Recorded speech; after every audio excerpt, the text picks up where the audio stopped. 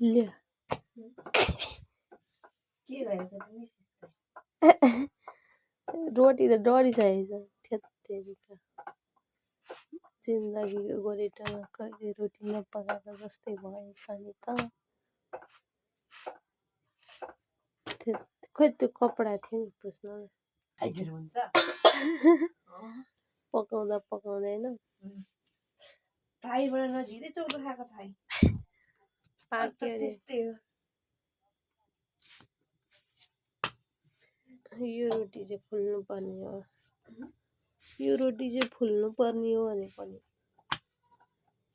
I think हुन्छ होला नि